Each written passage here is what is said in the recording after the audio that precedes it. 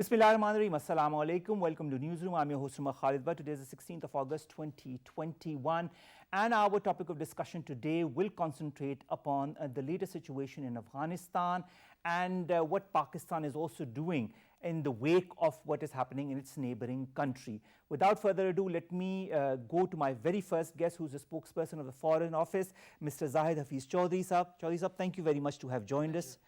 Sir, a lot of developments have occurred in Afghanistan. What has been Pakistan's role in the last few days? Because I know that our foreign minister talked with the foreign minister of Denmark, with the British foreign secretary as well.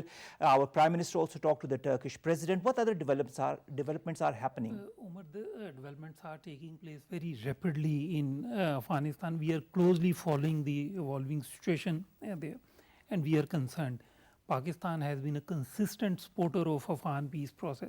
We've always maintained that there is no military solution, and we still want to see a political solution in Afghanistan. We still continue calling upon all sides in Afghanistan to try and reach a political solution. We believe that there is an opportunity. There is an opportunity for the Afghan leadership to capitalize on the international convergence that is there for peace and reconciliation in Afghanistan. But at the same time, we also believe that continuous engagement of the international community with Afghanistan is critical at this moment. We are also engaged with all sides in Afghanistan. We are in regular contact with them, and we are also engaged with the international leadership. As you mentioned, Prime Minister Imran Khan spoke to Turkish President Erdogan. The foreign minister had a telephone conversation with his British counterpart and also spoke to the Danish foreign minister. And this evening he will be speaking to the US Secretary of State Tony Blinken.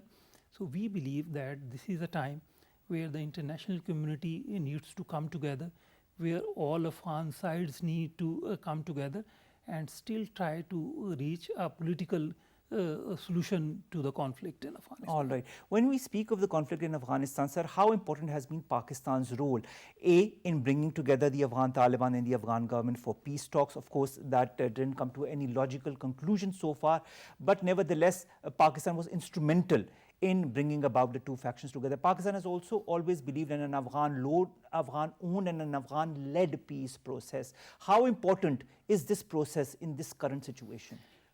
Umar, it's very important to first understand that what is Pakistan's position and why Pakistan is interested in the Afghan peace process. Now, after the people of Afghanistan, after Afghanistan itself, the country that has suffered the most due to the conflict in Afghanistan is Pakistan. We've suffered over 80,000 casualties. We've suffered over $150 billion in economic losses. We continue to host over 4 million Afghan refugees for over 4 decades. There is a direct bearing on Pakistan's security situation of the security environment in Afghanistan. So, what we believe is that Pakistan is truly desirous of peace in Afghanistan, and no other country is more desirous of peace in Afghanistan than Pakistan. And that's why we have continued to play a constructive, a positive role to bring durable peace in Afghanistan.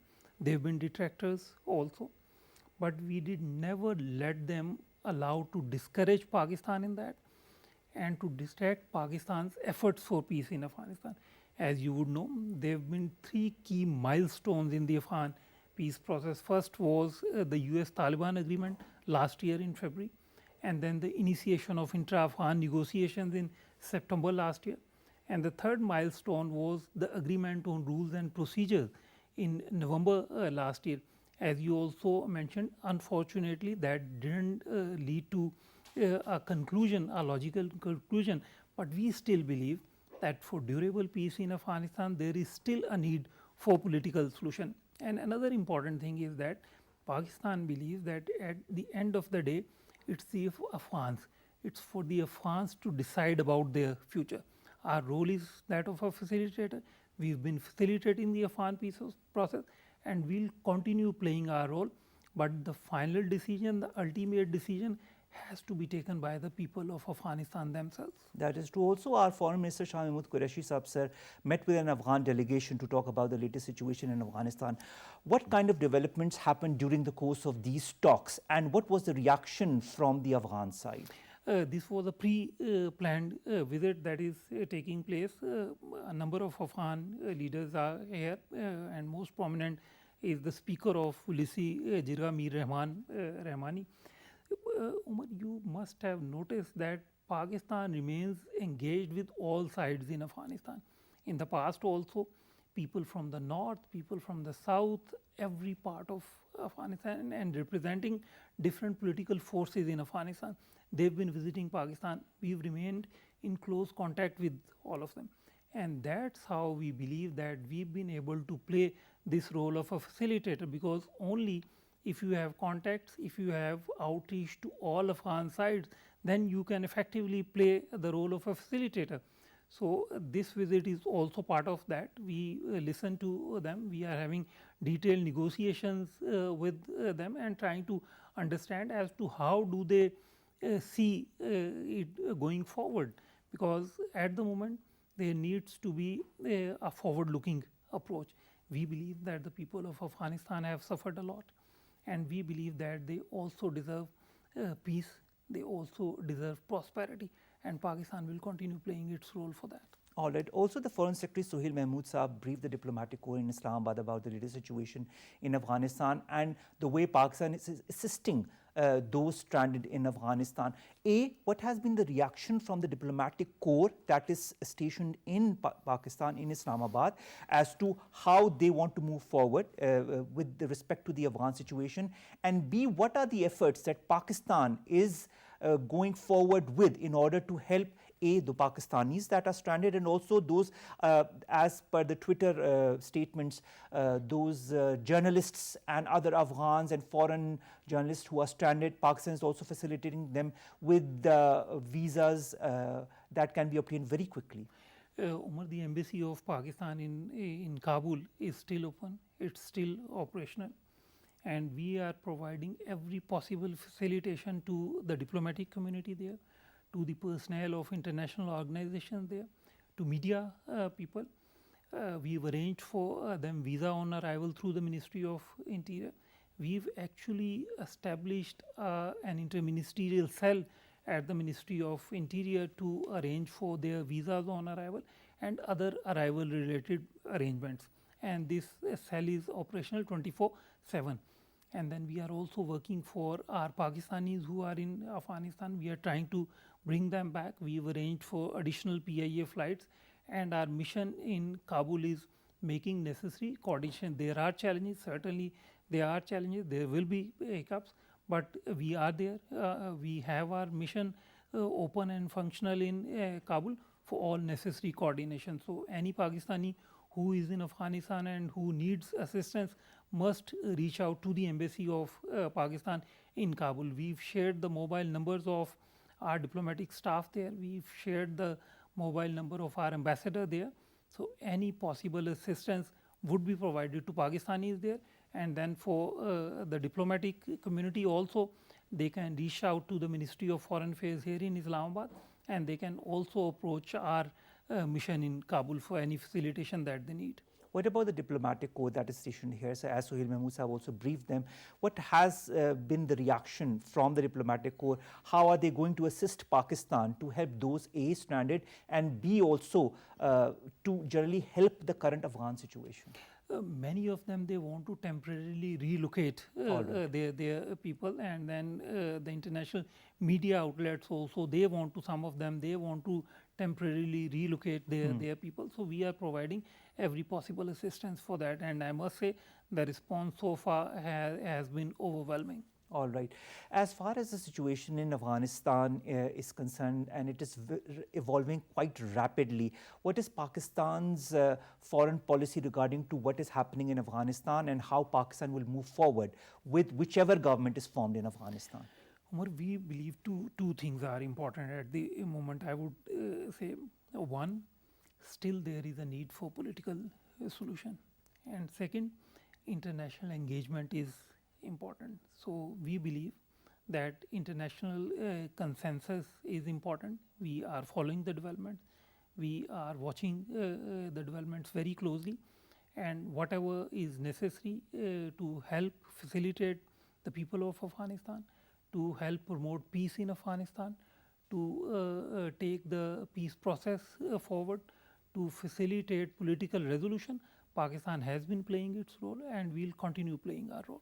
What about the future of, the Doha talks and the extended Troika talks? Do you feel that there is a possibility that such talks might happen in the future as well? Umar, the things are changing so rapidly that it's at the moment it's very difficult to see in which direction this process will go. But we believe that all these mechanisms, they are important.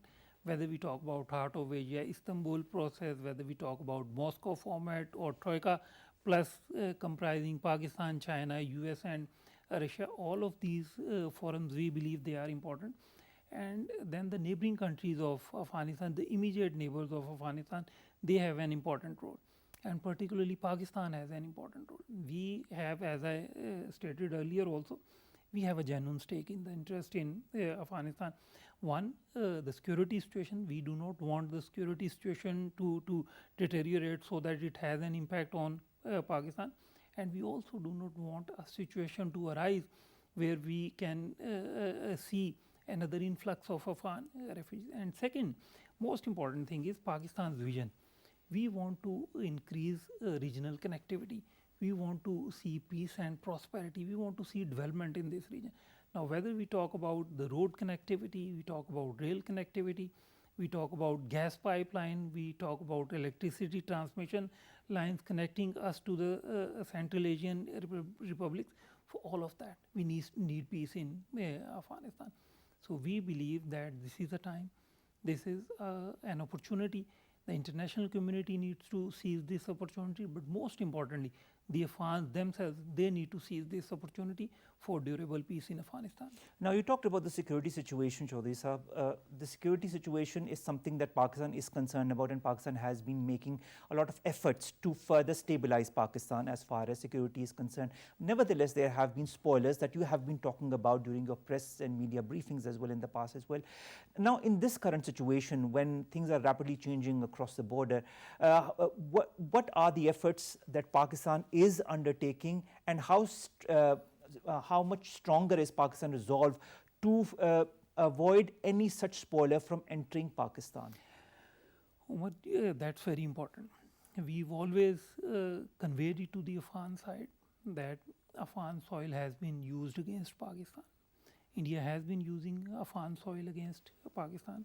We've seen a strong raw NDS nexus. And what we believe is that as a policy, Pakistan never allows its soil to be used against any other country. And we expect the same from our neighbors, particularly Afghanistan. We have mechanisms with Afghanistan, and most important of those mechanisms is Afghanistan-Pakistan Action Plan for Peace and Solidarity. And within that mechanism, we have two specific groups. One is intelligence cooperation, and second is security cooperation. So, we've always told our Afghan friends that if there is any issue, we need to sit together and we need to share information. But unfortunately, without any verifiable evidence, Afghan side has been blaming Pakistan for various and then, as you mentioned, there have been spoilers both within Afghanistan and outside Afghanistan. But the important thing is that we did never allow these spoilers in Afghanistan to damage the relations, the ties that we have with the people of Afghanistan, because we believe that there are very strong historical bonds between Pakistan and the people of Afghanistan, and we do value those bonds. Over 50,000 Afghan students have been educated in Pakistani universities.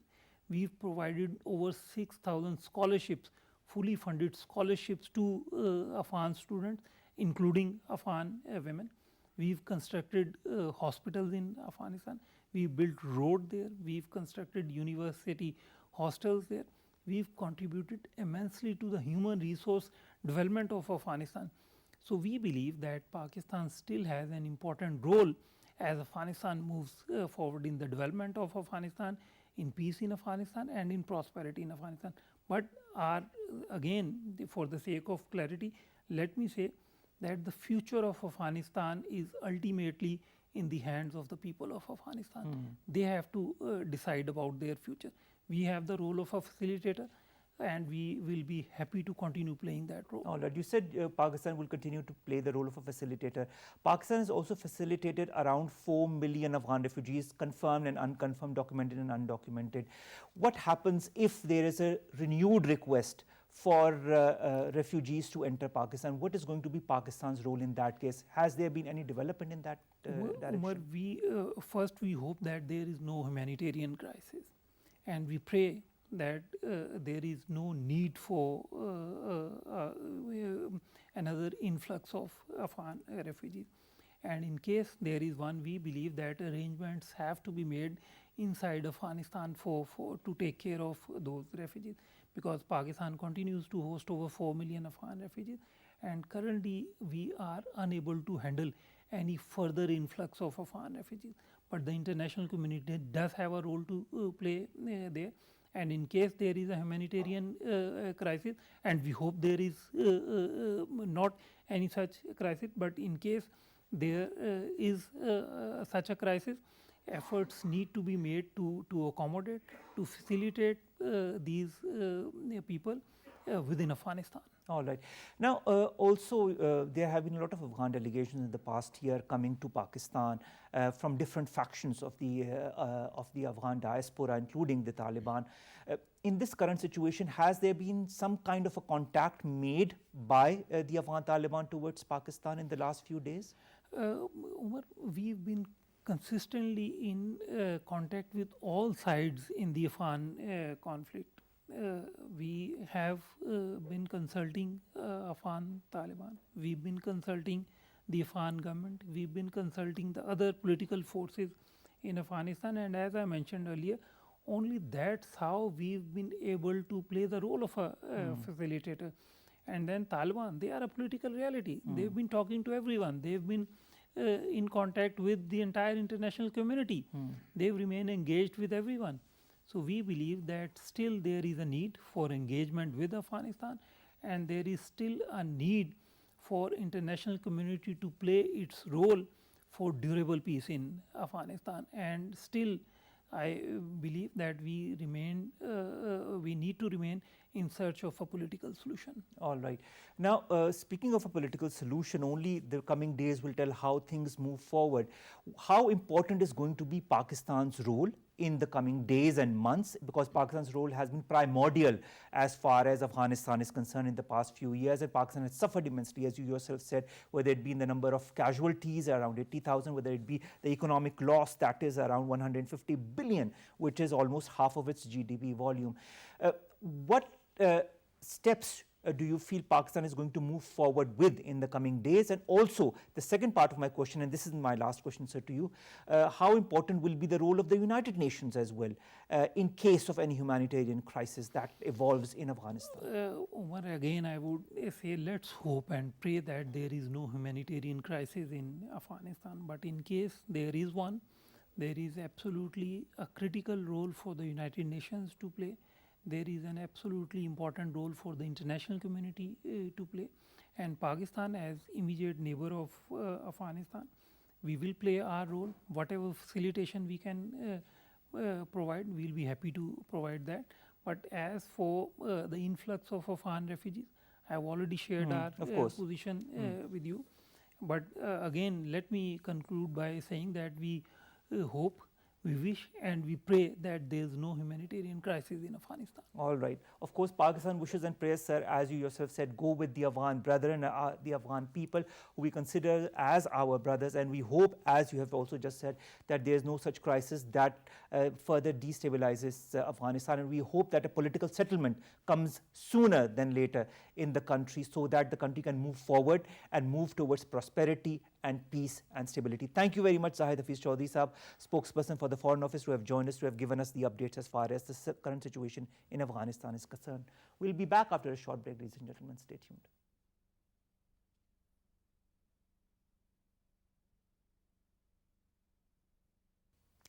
Welcome back, and we're talking about the latest situation emanating from our neighboring country Afghanistan and how the world is reeling from it and how Pakistan is moving forward as well in the current situation. More in the following report, then we'll return with our second panel of guests.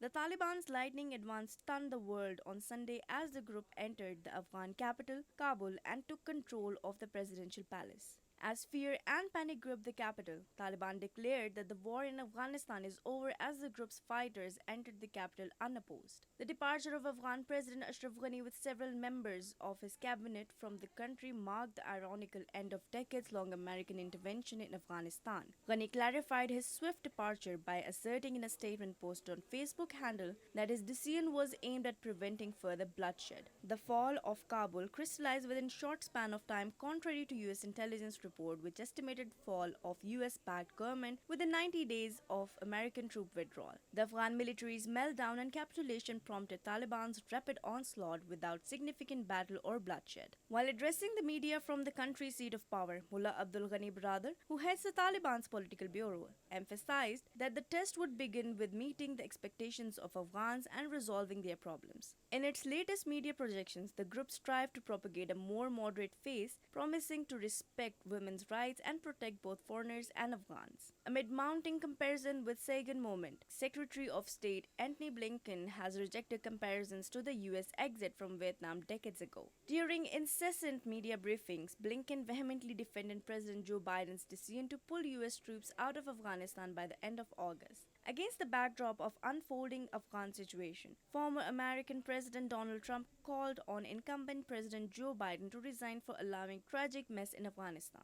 It is pertinent to mention here that the decision to withdraw all American troops by May 2021 was taken by Trump administration in exchange for security guarantees. The incumbent President Biden set an August 31st deadline for complete troop withdrawal in order to end 2 decades-long American military engagement in the country. Pakistan has been closely monitoring the developing situation in Afghanistan, and Foreign Office asserted in a statement that it was imperative for Afghan leaders to work together to address the evolving situation and craft a way forward for sustainable peace and stability in Afghanistan. With the situation changing every minute, it is yet to be ascertained that whether Afghanistan's unfolding situation will be strategic game changer for the region or not.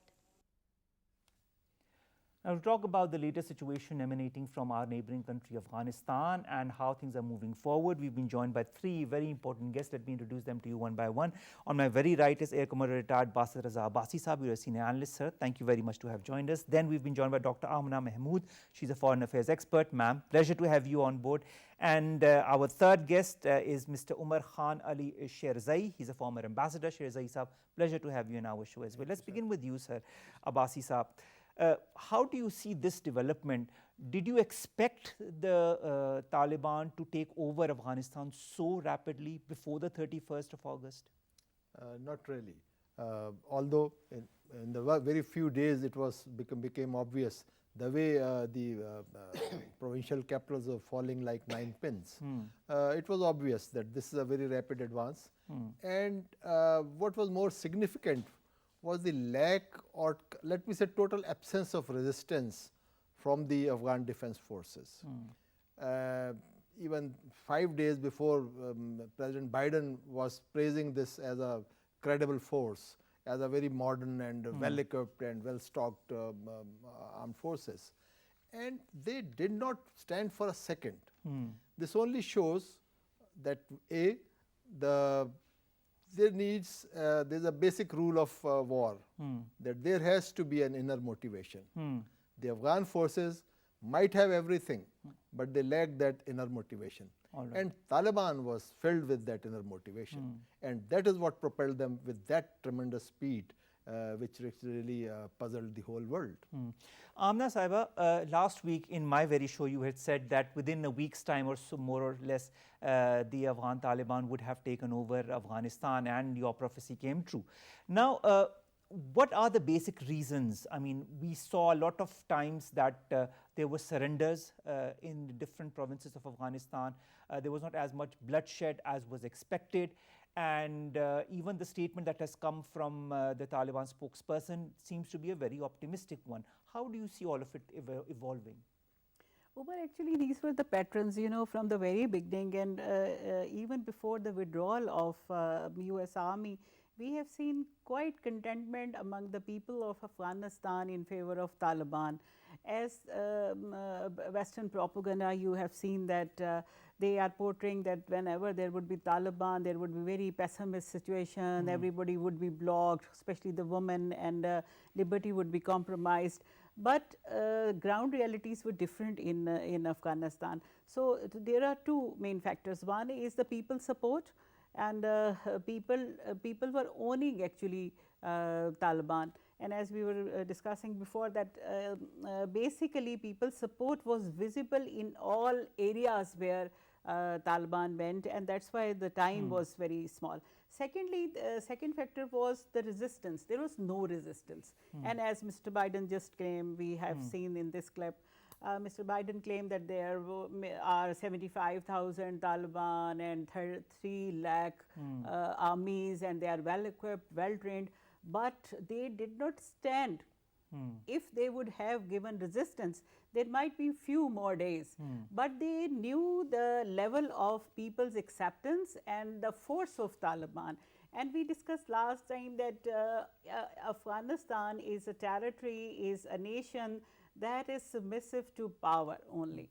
Otherwise, there is no way, because you know, we have seen that there were a number of peace processes going on, negotiations going on, but there was no intra-Afghan solution. And it in few hours, it was decided that whosoever will win Kabul by force, that would be the owner of Afghanistan. That was visible before us. That's why. Umar Khan Ali Sherzai Saab, you've served in both the terms, in the term of the Afghan government and in the term of the last term of the Taliban as well. Now, I'll refer to you some statements that have emanated of recently. The Taliban spokesperson says all people in Kabul can resume their normal life. Then Ashraf Ghani Saab, who said the Taliban have won, he flees Afghanistan to prevent bloodshed, so as to say, this is his comment. And then, of course, the Biden team that is apparently stunned by the rapid Taliban gains in Afghanistan. Are you stunned by the rapid gains of the Afghan Taliban in Afghanistan, understanding where they come from, understanding their philosophy, because you've been there when they were in power last time? Well, frankly speaking, I'm absolutely not stunned, because I had in lots of programs on PTV, I had predicted that as soon as the American forces leave, Taliban will take over Afghanistan. But did you expect them to take over so quickly? Absolutely, because the people of Afghanistan suffered so much during these 21 years that they were ready to accept anybody against Ashraf Ghani and Abdullah, who were just busy in plundering the wealth and sucking the blood of the Afghan people and doing nothing for their people. All right. So it was obvious, you know, the people suffered economically so much that they had no other option but to look for the Taliban. And secondly, you know, in Afghanistan they needed security. During Taliban time, the security was so perfect that I traveled from Kandahar to Herat by road. I started in the evening and reached early morning to Herat by road. I had only my driver with me, and during all this journey, I never faced any problem. So during Taliban's time, as you know, there was a perfect peace and there was a proper justice system. All right. So it was obvious that as soon as the Americans leave, the Taliban would take over. And more, as my colleague rightly said, you know, that they had no motivation. The Afghan armed forces had no motivation. The Taliban, on the other hand, they had an aim for which they worked, and they were determined to win. So with slow and steady wins the race. Of course. Is always true. So they won the race, and now but they are The future is for all to see now, Yeah. and what will happen we will also see in the coming days. And moreover, I'll also add that Yes. you know, there are sometimes misconceptions in Pakistan that the Talibans are so ruthless and things like that. I think we should avoid these kind of comments against Taliban. All right. As long as the Talibans were there, we had no security problem on our borders. Now, as soon as the Taliban left, you know, more than 100,000 of our armed forces are deployed on the border with Afghanistan, and still we are not feeling safe. All right. But what about the international community? I'll come to you now, Basit Raza Abbasi Sahab. The international community's reaction has not been as enthusiastic, let's put it that way, with the Taliban taking over. And also, we have seen all the statements about the trillions of dollars that the US invested in Afghanistan, but it is not translated in the prosperity of the people in these years as well. In fact, the poverty has only increased in Afghanistan in the last few years. Do you feel, A, that there will be any kind of accountability of the Afghan government, and B, do you feel that the international community is going to come forward in some kind of way to work with whichever government is formed in Afghanistan? Let me tell you that the governments who have a voice, the Western governments, most of them were involved in their fight against Taliban. So what they will say, they are now looking for a face saving. They have been badly they had to eat a very humble pie in retrieving from there. And look, what a pity that you are there for 20 years and you say that you are there for reconstruction and elevating the Afghan people, and when there was a time for you to get out, there was not a decent exit for you. You had to send your soldiers back to Afghanistan to retrieve the remnants of your evil deeds over there. So this is the verdict of history in front of everybody to read. And I can tell you, I will tell you two things. First is that we have seen lot of negative propaganda against Taliban. In your last program, that was the day when Taliban had captured the post at Spin Boldak. And I pointed out to you that the newspaper of Pakistan is giving the report that Taliban militants have captured this post. We were calling them militants because the West was calling them militants. I am very happy to note that since last 2 days, this addition militant has gone out. All right. Now it's only Taliban. So, but this is what I want to sort of tell the public also, that please, there's going to be a propaganda warfare. You are going to see scenes at Kabul where women are crying and children are, and they are all actually just trying to create an image as if Taliban are responsible for all this mayhem and all this chaos. All right. Whereas the responsibility lies with those powers who were there for 20 years. Taliban have actually not, the power has not yet transferred to Taliban. Their de facto power, yes, but actually there is lack of a government. The only government existing is what Ashraf Ghani was heading, and he has just escaped merrily. True. But until the Taliban take control of the situation, they are allowed by the international community, because international community was constantly demanding that if there is a fierce takeover of Kabul, then they will withdraw all the legitimacy that is to accrue to a ascending power, and they will not sort of, all their leadership of Taliban is proscribed. They will not be, they are supposed to be sort of cleared through a UNO resolution, which the Americans have to move according to Doha Agreement. They have not done so. So all these things were at the back of Taliban, and they have shown their political maturity and acumen in sort of respecting those opinions, and they did not enter Taliban. And now that they have gone only because there is a law and order situation. So just to control that, they have to enter there. But as yet, the power has not transferred to Taliban.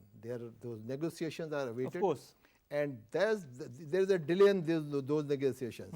And my fear is that behind this delay, is the sort of a political sort of maneuvering is going on. All right. And some very, very serious demands are going to be put on Taliban, which perhaps would not be acceptable to them. All right. Whereas being the power who has fought this 20 years long battle and won it through their blood and toil, they deserve to come into power. And to be given the chance to Give the chance rule to Afghanistan. prove themselves. Don't see them from that image of 20 years back, and that image was actually was the one projected by you. As the ambassador has just said, he was there himself. Of course. And he witnessed a He scene has, of because he has been there in two different regimes, so he understands the Exactly. difference between the two. Let's go to Dr. Saiba. Ma'am, I'll refer to the interview with the BBC in which the Taliban spokesperson Mohammad Suhail Shaheen said there should not be any confusion in Kabul. We assured the people, particularly the city of Kabul, that their properties, their lives are safe. There will be no revenge on anyone. We are the servants of the people and of this country. Our leadership has instructed our forces to remain at the gate of Kabul, not to enter the city. We are awaiting a peaceful transfer of power. Do you feel this is an evolved Taliban that has changed with the times, that understands the complexities of the regional dynamics and global dynamics and will move forward with that? Yeah, Umar, we have seen this gesture before in Doha process, in Qatar, and in even all other meetings held. They have included women in their delegation. That was the symbol that people should be knowing that there is a completely changed gesture by Taliban, and it was visible within Afghanistan as well. You know, they need to have this explanation to give to international community to win legitimacy at international level. But otherwise, they have proved this within Afghanistan. Otherwise, people would not have been so positive towards them. And secondly, as ambassador and as Badshah Sahab referred again and again, that there was security problem. And people are sick of that insecurity. People are sick of insecurity. People are sick of underdevelopment. And that was due to the corruption that prevailed during these 20 years Of trillions of foreign dollars rule. that are mentioned, You know, where have they gone? So much money was poured in to Afghan economy, but that was not spent on Afghan people. That was used by these corrupt beneficiary of international intervention. That's why people are in hatred with them, and that's why people are feeling themselves underdeveloped. So they want to have their old trustworthy people to come back. And you see that when they captured Taliban captured Kabul, and all the security forces, including the civilian police, etc., they left, and Taliban has to take over to stop any sort of looting and other problems like this. It means that Taliban are concerned about people's security, both internal and external, and international powers should respect them. And you see that as China gave the statement that they are going with the verdict of the people of Afghanistan, other powers should have the same, because you know, democracy, developed political system is not the only one that prevails in the West. That may be the indigenous system of any other country that suits to their people and that suits to their environment. If very liberal democracy, capitalism of these big powers cannot promote development in 20 years, obviously it means that failed in that particular society. Of course. And that created a class of beneficiaries that they cannot sustain even for 4 hours against Taliban. It means that they need a change, and that power which is having popularity among the people, and that is important to keep security in Afghanistan, that should be welcomed by the international community as the potent and legitimate factor in Afghan peace process. All right. Last question to you, Sherzai Saab. The Taliban spokesperson Mohammad Suhail Shaheen also said during the interview, he said the Taliban want to open a new chapter of peace, tolerance and peaceful coexistence. At the same time, there's a statement from the Foreign Office that comes today, and which says that we believe it is imperative that the Afghan leaders work together to address the evolving situation and craft a way forward for sustainable peace and stability in Afghanistan. Do you feel that Afghanistan will finally see the day of peace, stability, a corruption-free environment and progress? Well, I'm 100% sure that peace, of course, would prevail very soon in Afghanistan. There will be no security problems. Secondly, nobody can dare to do any corruption in Taliban's rule, because anybody who is found guilty of corruption is straight away taken to task. All right. So nobody would really be able to dare to do any corruption. And when there is no corruption, there is peace and security. Of course, development would take place, and the poverty of the people will get elevated. So it is a good omen for the Afghan people that the Taliban have taken over. They should have, if they had taken over earlier, I think it would have been much better for them. All right.